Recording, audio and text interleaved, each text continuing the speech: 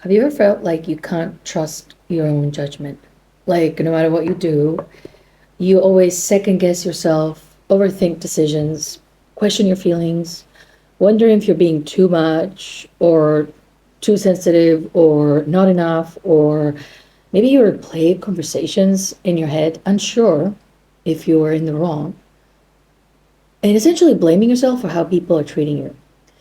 Or maybe you constantly look to others for reassurance because deep down you don't even trust your own perspective on how things are really, or how you perceive them to have happened, and to that be the reality. Hold on.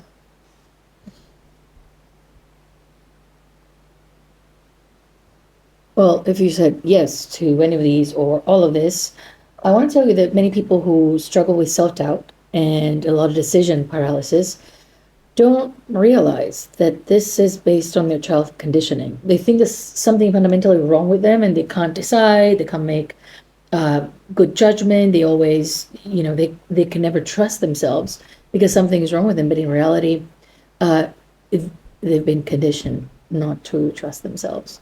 And before you get annoyed that everything starts in childhood, this is the thing we tend to hear a lot about lately. I invite you to listen to this video as a way to understand yourself.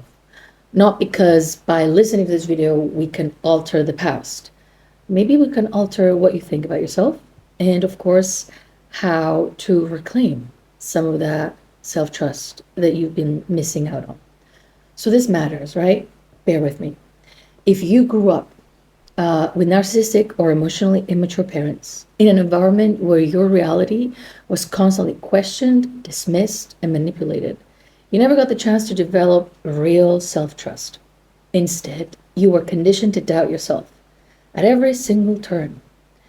And to be very fair here, there was no way to figure out how to behave and how to trust your own judgment, since the emotionally immature parent fluctuates in decisions all the time. So even if you knew that you were supposed to do a thing a certain way and that's okay with them, all of a sudden it's no longer okay with them.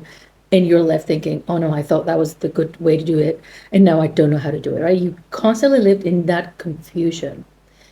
And at the end of the day, you don't realize now that this is why it's possibly happening to you.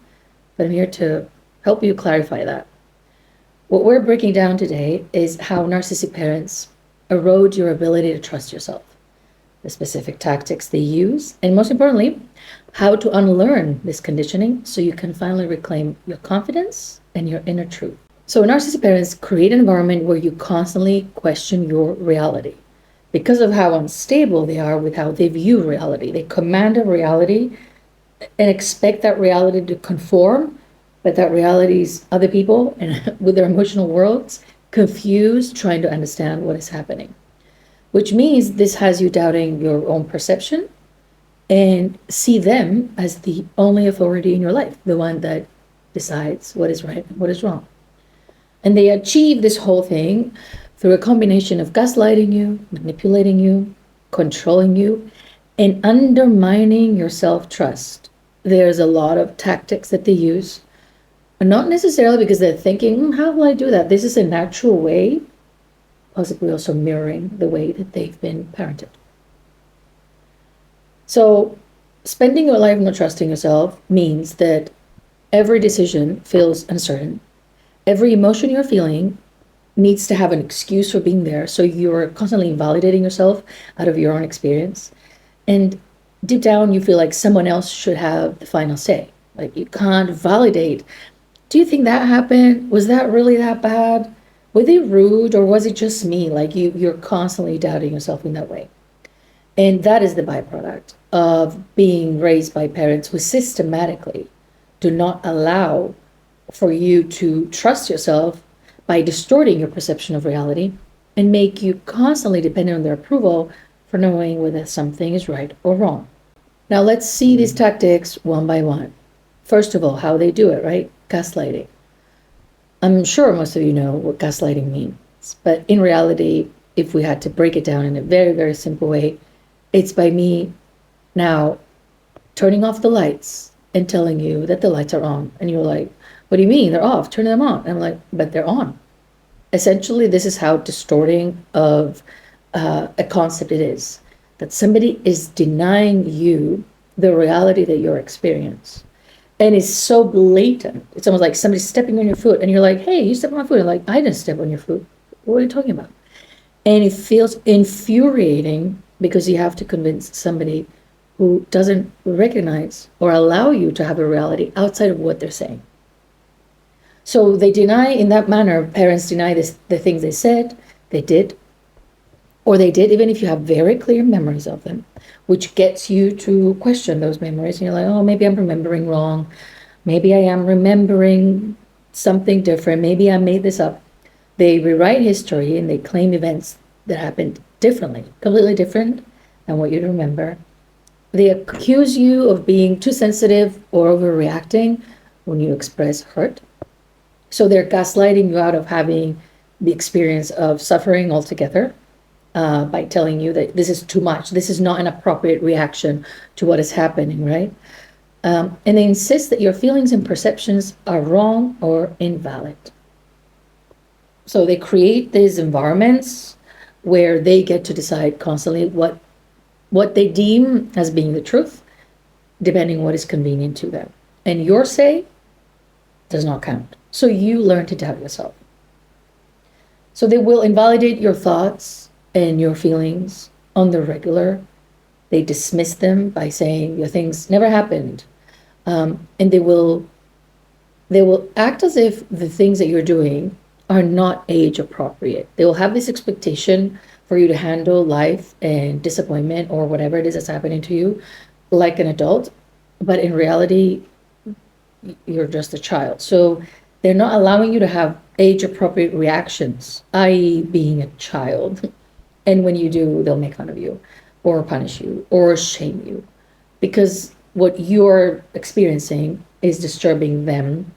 And instead of dealing with what's disturbing them, they're trying to resolve it by shutting it down in you. And they'll do that with all sorts of methods, right? Shame you, validate you, ridicule you. And the other thing that narcissistic parents and emotionally immature parents do is they establish themselves as the ultimate authority in your life because they act like their opinions of anything are facts.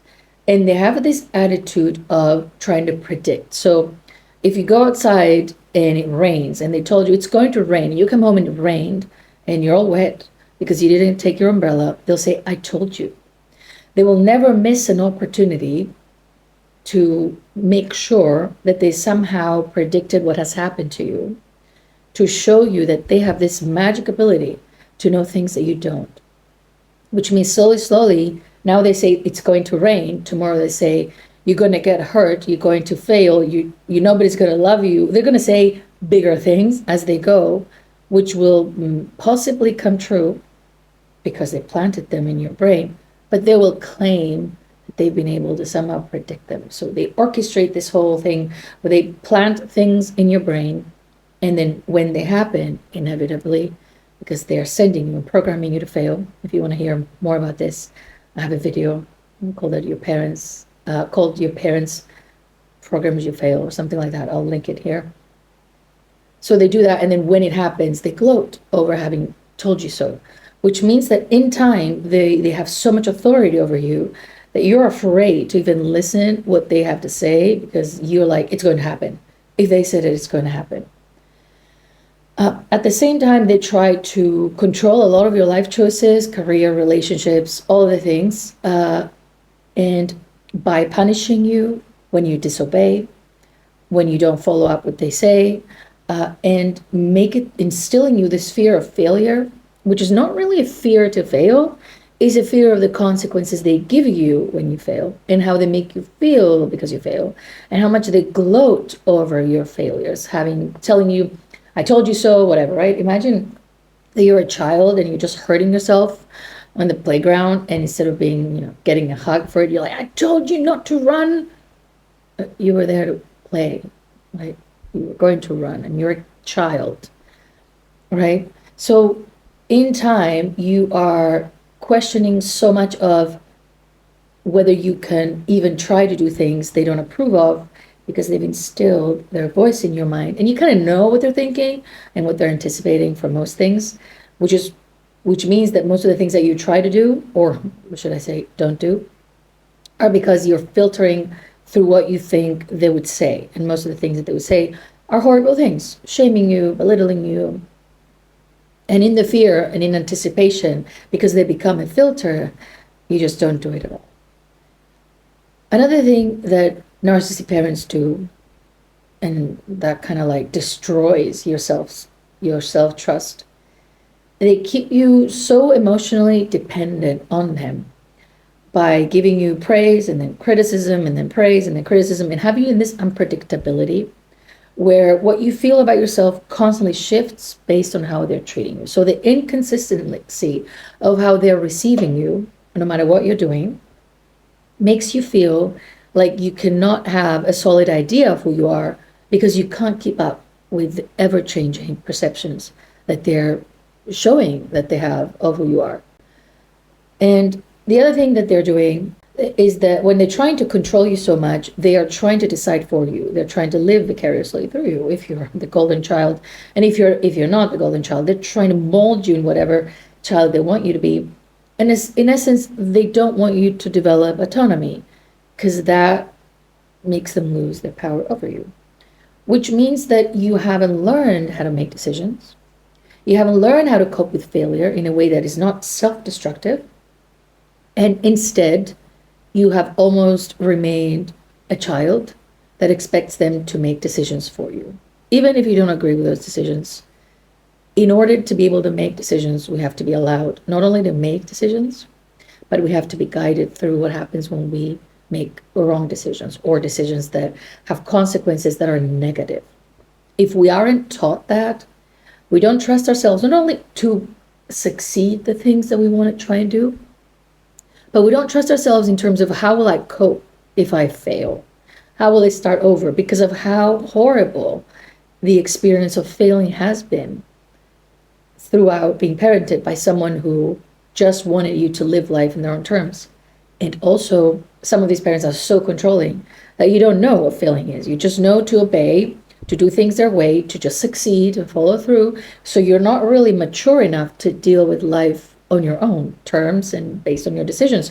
You can't take risks. You can't dare to do anything, because they've left you emotionally handicapped in that department by never letting you make decisions and shaming you or punishing you whenever you did. So that kills a lot of our self-trust. As I said, very important to remember that self-trust is not just knowing I'm going to be able to manage and do this, but it most importantly is the sense of I'm going to be okay, even if I don't make it. So that relationship that we have with ourselves, that we can take care of ourselves and we can handle disappointment, is quite ruined, because the way that we go through disappointment is not just the disappointment that we're experiencing, is being treated really badly by someone in front of us that says that it is our fault for failing, when it was actually a part of our growth and part of our journey. Now, the other thing that emotionally mature parents do in order to kind of kill your sense of self-trust is to try to control the narrative of who you are by spreading all sorts of things about you. And they will go to family members or tell your siblings and tell people all sorts of things to make it seem that for some twisted reason, you are the bad guy. And they have very insidious ways of doing that. It's almost like they're trying to bring the other sibling close and say, oh, your sister did this and that and told me this and that, when the exact opposite thing happened. So they also paint you a lot as ungrateful, difficult, and mentally ill to discredit you to others. So they'll talk about you with their relatives, their mother, their siblings, other people, and say, oh, I'm really worried about my child. He's such a loser. She's the worst. And they're doing all these as if they're worried about you, but what they're trying to do is paint the narrative that something is wrong with you. And if we're being very honest, something is potentially very wrong with you, because they're still involved in your life. Like, they're the reason something's wrong with you, because they're making you sick and they're ruining your life. And they're always there to try to create some chaos and drama, to have you dwell in and have you super busy and preoccupied with them, instead of you dealing with your life and your own stuff and your growth and feeling good. They're ruining your life actively. It's almost like you have a plant and every day you're just chopping it off and throwing horrible stuff on it and just whatever. And then you go out and say, I don't understand. This plant is just so problematic. I'm doing everything right. I don't understand the plant. The problematic children are a clear reflection of how they were raised. And maybe for 1%, they could not be. But for the most part, if you are 30, 40, whatever, and you're struggling in any capacity, if you're out of the household and still very much struggling, they probably have a lot to do with it. So, but they're trying to cover their back. And they're also going to pretend that they are your victim. Again, this is like they're projecting, right? Everything they're doing to you, they're projecting it and they're pretending that it is done to them because this matches great their reality. They want to paint it in their head that there's a universe with your adult parent who tortured you your entire life is actually your victim. That there's a universe that this parent that ruined your life actually believes that you ruined their lives. Spectacularly, sci-fi, just crazy insanity.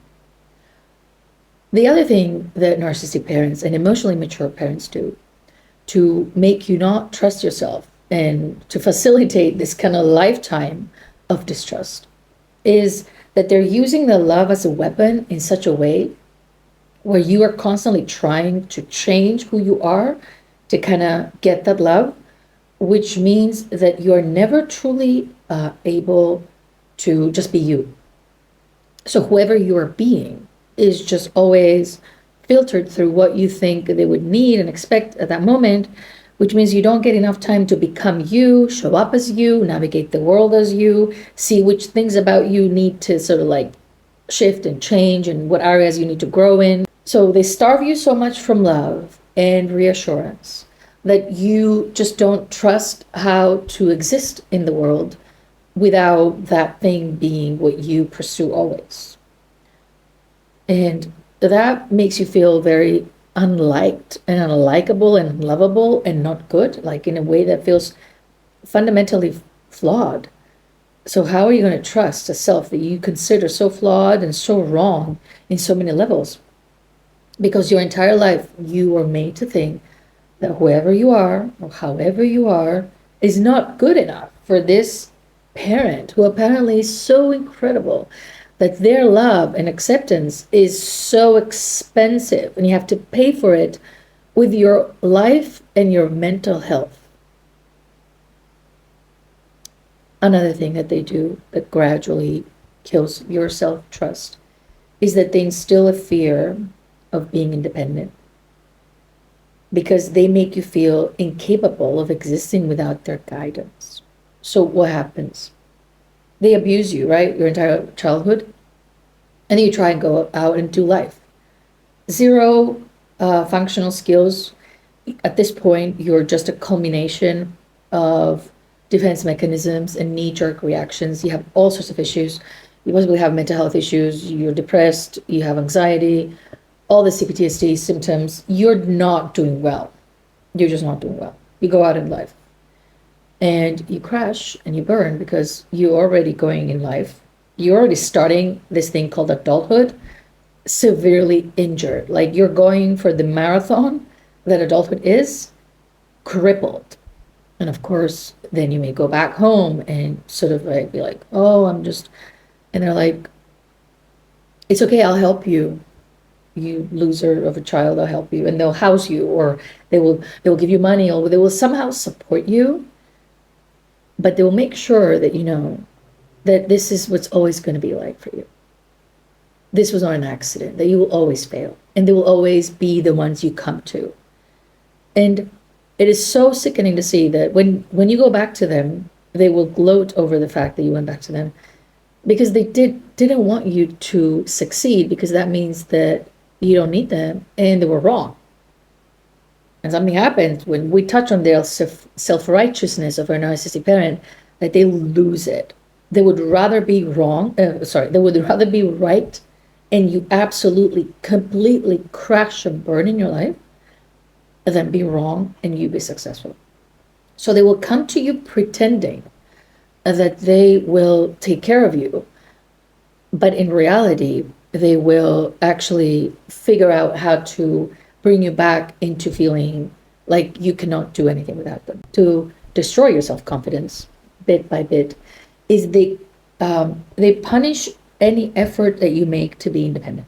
For some reason, they will find a way to show you that what you're doing is actually betrayal, it's wrong, it's bad, and they'll say they're happy, they want you to be happy, but they'll undermine every effort you make towards success, or scrutinize, or judge you, or never congratulate you, or say, that was good, but, and they'll keep referring to something else that you can't achieve. So chipping off the confidence that you may have developed, or their trust in yourself to achieve good things, suddenly they're judging them in such a way that you can't really trust yourself, that what you experienced was actually good, like you've done good. You were confident about having done good with something. Instead of them saying, great, good job, they'll break it down so much that you're like, oh, I thought I did good. And now suddenly you're doubting yourself again. They will guilt you for needing them or asking for help, but then accuse you of abandoning them if you pull away and try to do your own life. They want you to be perfect, but then criticize you for not managing to do things with ease. So you're trying too hard. Why are you doing all this all the time? Just a mess. It's just, you're constantly confused. And the other thing that they tend to do, and they like doing, is they play the victim so that they can avoid accountability. As I said before, they guilt-tripping you for standing up for yourself, claiming you're hurting them. They weaponize their suffering, their illnesses, to make you feel responsible for everything. So if they have a heart condition or blood pressure or whatever they're dealing with, it is somehow your fault. It is your fault. So if you make them mad, or basically if they get pissed off because you're just existing and you're not allowing them to treat you like a pawn, or you're just existing, you're just a person, a child existing, it becomes your fault. And they say the typical, oh, you're going to be the end of me, you'll ruin my life, I'm so sick because of you, it is your fault. Crazy. But when you're a child, you can't really differentiate and understand that it's not your fault, and it's not going to be your fault that something happens to them because of how badly they're managing their emotions and how badly they're parenting them.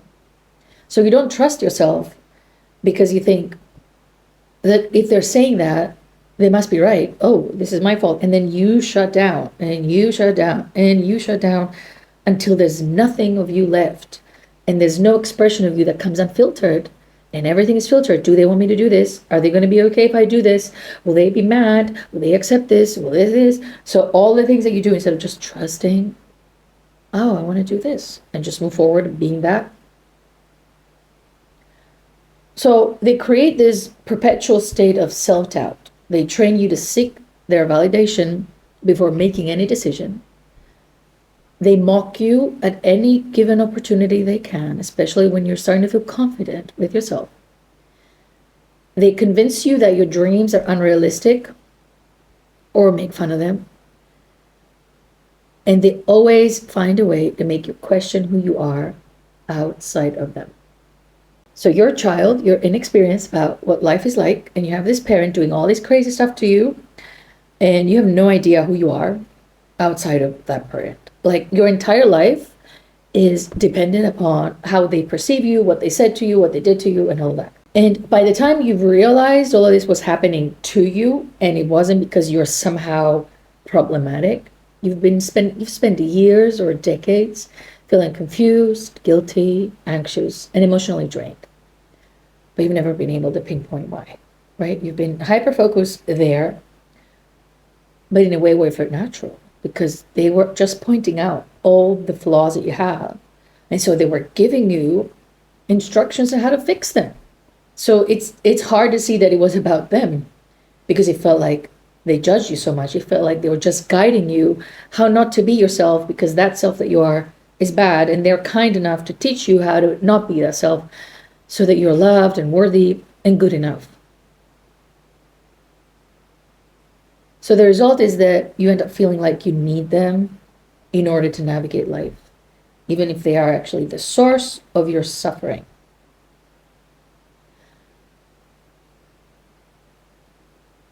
So your entire life, you're struggling with guilt, self-doubt, an inability to trust yourself and your own perceptions about what is real, what is valid, what is too much, what is not enough. Like, you have no say. Somebody else always decides that for you. So if this kind of thing happened to you when you were a child, your natural human desire would be to bring about a balance out of this insanity and break free from the mental conditioning of your narcissistic parents. This way, you would be able to reclaim your ability to trust your emotions and perceptions. You would be able to make independent choices without crippling self-doubt. You'll be able to set boundaries without feeling overwhelming guilt.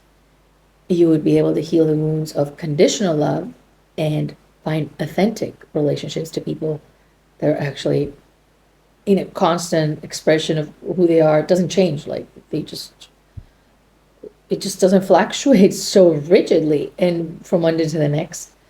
And you would have been able to develop a strong sense of identity outside of their influence, basically, to escape their cult. So healing from all of this will help you find worth and feeling enough, live authentically, develop healthier relationships with yourself and others, and find some emotional stability and trust in your own experience. But of course, chronic emotional abuse is quite pervasive, and how we perceive ourselves is a tricky thing, as we are very easily influenced by them, since they've had so much influence on us already. It's like our subconscious mind is really receptive to them, let's put it this way, because we've been receiving instructions from them since day one. So the obstacles that we will come across when we are trying to achieve the goal of setting ourselves free and finding our sense of self-trust are the fact that we have a deeply, deeply ingrained sense of guilt, because we're going to feel like we're the bad child, and there's so much shame around being the grateful child, right? And that can keep us trapped. The other thing that may keep us trapped, so another obstacle in this path, would be the fear of losing family ties. Because if we have to reclaim ourselves and to trust ourselves and to be our own person, we know that we cannot do that and be in proximity and in connection to these people. They're not going to allow us, as they never have. So that fear keeps us back, right? Thinking, what will I have to change? And that feels scary. The other thing that may also stand in our way is the fact that we have grown to be emotionally dependent on them. Through all of these years of them training us to seek their approval, we struggle so much with validating ourselves that we don't really believe deep down that we can do it and we can make it without them. And also, we have a really shaky relationship with trusting what reality is because of all the gaslighting. We don't know what to trust, who to trust. And we are susceptible also to people of all sorts because we have no idea how to navigate the world. We've been abused for so long that we have not developed the essential skills to filter out people, right? Because we have also managed to be in relationship with very dysfunctional people. So our people skills or our relating skills are really challenging. And it's going to be hard to reclaim this independence because we will unconsciously possibly avoid it because it's very scary. So all of these things exist, and many more reasons, because some of you may still live with your parents, some of you may need their financial support, who knows? There's so many other obstacles, but just to say a few, I think those are going to come up in your process. But how do we develop trust in ourselves again? I will lay out a few things that I think are important for you to do that will help you. The first thing that needs to happen is you need to validate your own reality. You need to start validating your own reality and your own experiences. And so if something in your life feels wrong, it was wrong. Your emotions are valid. And that is actually the most essential part of what's going to be your healing process, is to validate yourself and your experience and the reality that only you can experience. So through doing inner work and revisiting your past and remembering your inner child, and remembering moments of the past where you felt sad, hurt, neglected, betrayed, abused, you don't need anybody to validate that for you. That is the, I think also what's really important about inner child work is this thing that you, since we're doing this time traveling, right? And we go back to meeting our younger selves. We are at the same time our younger self and an adult self that we are as a witness. So not only we're able to feel what we felt when we were a child, but we are able to witness that as the adult. So it's validated. It's valid. We are our own validating force. I have a 21-day hypnotic journey, and I take people through this process, right? To go back to childhood, to see some important moments and wounds. And of course, we have mother wound and father wound there. And I get feedback because I have some boxes where people can sort of write their reflections and share them with me. And so many people say, wow, I didn't think it was that painful until I went back. And that sense of validating our unwitnessed pain is incredible, because we've been invalidated out of our experience and reality for so long. And that starting point there is such an important momentum for us, because finally, just because we feel it, we accept it as true for what we're feeling. And that is enough. We don't need anybody else's validation. And that validation in itself, and being witnessed and validated instead of invalidated, is so healing that it really transforms the relationship we have with ourselves. Provided we don't go and tell our parents, remember when this happened? What did you do? They'll make fun of you so badly, they're going to break your heart. The other thing that I want you to do is, if you're in a relationship with them still, you need to start naming what is happening when it's happening in your mind, right? When they're saying something like, oh, this is gaslighting, this is manipulation. But this is for your own pattern recognition, right? So that you can identify that it's happening and you don't fall into it. Don't tell them about these words, because you're going to be giving them vocabulary to weaponize against you, right?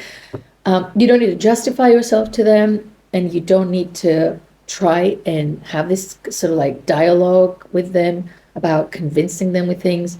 If you see something and they do turn off the light and they're like, you're like, oh, turn it on. And they're like, but it is on. Oh, this is gaslighting. Don't engage. Don't engage. Don't engage. The other thing that I want you to do is set boundaries. Learn how to set boundaries. Learn how to say no. Maybe you need to limit contact with them, or have contact under circumstances that feel good for you. And I want you to detach from that sense of guilt that you get for setting boundaries. Because loving yourself doesn't mean betraying them. And if they made you think this way, right? If somebody forces you to choose them over yourself, this is something you need to begin seeing as the problem that it is. Because it is very problematic. When a parent, why is a parent making the priority, becoming the priority in a child's life? The star. When supposedly it's the other way around. It should be the other way around. Why are we swapping roles here?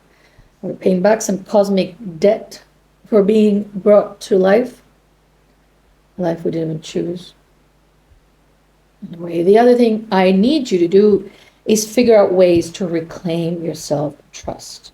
You're going to have to build self-trust through small steps. And that can happen by, you're not going to really like this, but allowing yourself to fail over and over and over again. So it's not just trusting your perception and validating your feelings, but also trusting yourself in the other part. The recovery from failure, from effort, from doing things, and trusting that you got your back and you're going to be nice to yourself no matter what. You can guide yourself to do great things without shaming or berating yourself. But if you continue down the path of seeing failure as a reflection of who you are, and just because you failed, now you are a failure, that is not going to get you far. And also, failing and forcing ourselves to fail is a really good experience to humble our ego. Because let's be honest here, if you've been raised by people who have a grandiose perception of themselves, you may have also created a grandiose perception of yourself to kind of combat all of that shame and all of that unworthiness that they sort of made you feel. So it's good to wound that a little bit with your own sort of, at your own pace, to give yourself that thing of, oh, I make mistakes. I'm not perfect. It's fine. Without that meaning I'm the worst or I'm the best, right? To kind of find a more realistic space to exist as to how you perceive yourself. Let yourself fail. Let yourself be seen trying. That's fine. You're human. Nobody expects you to be perfect except your parent. And we're trying to not care about that anymore, right? Isn't that what we're doing here? Right. A couple more things that I'm going to need you to do in order to start in this journey of building the self-trust that you weren't able to develop is, as I said before, you don't engage in arguments with them. And you don't try to get their validation. You detach yourself from needing their validation in anything. You stop appreciating their perception and their idea of things as a valid thing that you need. You don't engage. You recognize that manipulation at the same time as I said before. You don't try to make them understand you because they don't want to understand you. They just want to control you. They just want you to agree with them and do what they say. And I want you to accept the unacceptable. A, that your childhood is over. B, that it was a horrible childhood. C, that they could have done better. And D, that they didn't do as good as they could and should. And maybe I'm going to throw in an E there and say also, accept that your childhood is over. I had this client who were doing the mentorship, and we're doing a lot of inner child work and all that. And as we were graduating towards the end, I said, all right, because the person was just really, we were doing exceptional work. Many things came up, many things sort of like made sense, right? And in the last session, this person was like, starting to intellectualize things and stuff. And I said, you know what? Kindergarten is closed. That's it. All of the children, what we saved it. I want you to go out there and live life. You have enough. You've done enough. You've been trying enough. The childhood is over. There's nothing else there for us. There's nothing else there. And that is essential that we know in our healing journey. There is a moment where even though we know about everything that happened, and I talk about this in other videos too, at some point we have to move from validating what happened to fully accepting it and no longer using it as the excuse why we're not moving forward, because those are different things, right? It happened, we validate it, we grieve, and eventually we're like, all right, what do I have left from this catastrophic experience? Pick it up, recollect the pieces that we can, put together a self that is functional, go out there and live a life that is aligned with who we are. Right? It's nothing about perfection or becoming brand new. We've been injured, and that's fine. And life happened, and that's fine. And the processes that take us to the place where we say that's fine are essential, but we cannot stay stuck in those phases. And I see that a lot in content creation, which I'm trying so hard to. Obviously, people come to me from all sorts of places, and I want to validate. But I'm seeing also other content creators, right? Years now, they're staying in the validation process, validation. And I'm like, at some point, aren't you tired? I don't know, it just feels so stagnant. to just stay in validation without giving the push, validate, yes, and let's do it, right? So there's a point where we have to start making that our identity. And also we're getting a little bit hooked in validating our story, finding who is responsible for our drama and our challenges. Feels good, right? That feeling of like, oh, it wasn't my fault. And finally, the one that is to blame, we're seeing them. True and amazing. But don't get hooked on that, because your life is passing by and we don't have enough time. We spent a lot of time. I don't know about you, but I wasted a lot of time immersed in drama that was totally unnecessary. So keep that in mind, right? And so we're building this new identity after we're processing the grief, grieving the parent we had, the parent we didn't have, we wish we had, all of that. We mourn and cry and grieve the childhood that we didn't get. We make space for being angry, that self-righteous anger that is valid and should be there. And then we try to build and remember basically who we were and build on that. And that is the phase of, using our time here to be ourselves without being burdened with all of this drama. So some final thoughts to resume this video that has actually turned into a very long video. By the time you begin to see through the illusion, it's going to take a while. You've already spent a lot of time carrying the weight of their control. And the life that you're currently living cannot be seen as created outside of their influence, because their influence on you is undeniable. Like, there's no doubts here. Either because you wanted to go against what they said, or either because you just kind of unconsciously obeyed, or they convinced you. It doesn't matter. At the end of the day, they've been able to influence you. So we can't really separate or understand or know who you would have been had they not influenced you in a way where you stop trusting yourself, your worth, your ability to do things, your lovability. It's ridiculous. It's ridiculous that the person that is supposed to protect us is inflicting so much unnecessary pain. But anyway, so much of your life has been wasted in pursuing recognition and validation and approval of the person who actually treated us the worst. And when we shift and truly understand that in a way that we remember it and connect with it, it really, really shifts what we will tolerate from that moment onward. So all of that guilt, aching for approval, self-doubt, it's conditioning. And conditioning can be deconditioned out of you if you are able to spend some time and see what really happened to you and understand and validate and do the things that I mentioned in this video.